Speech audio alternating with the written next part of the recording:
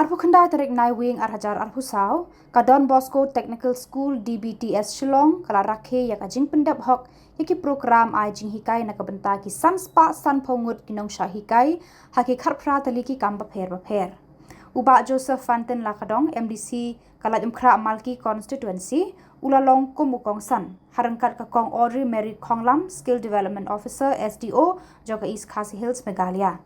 Yakni ka program lapan long do Reverend Padar Saji Stephan SDB Rector ba Director ryngkat ka jinghikai Reverend Padar Donbor Jyrwa Manager Padar Shiningstar Dkhar Brother Lambert Lyngdoh Vice Principal bad kinong hikai ka Dbts. Lasdang ka program da ka jingduai balaya lam do Brother Lambert Lyngdoh.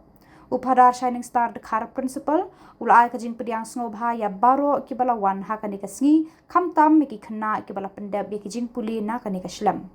Ula penslur ki banwad ikilat ki lenti shabar jong ka Jylla. Ka SDO ha ka jingkran jong ka kala banjur halor kilat trekam ki bala ban yo bat bandan barabor ka jingej ha ublei.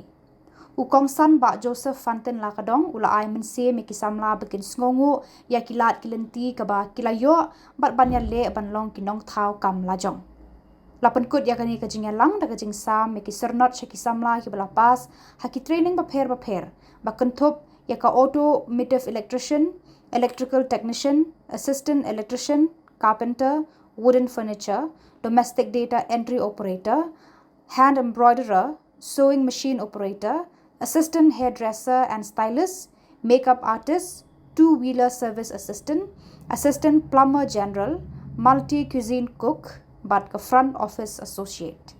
Kakong asunta papang, MIS jang ketika project kalau ai kublai ya baro ki baladan hakani ka sngi but lapan kut ya kani ka program da ka jinga shondur lang bansa kan mau ya kate ka sngi.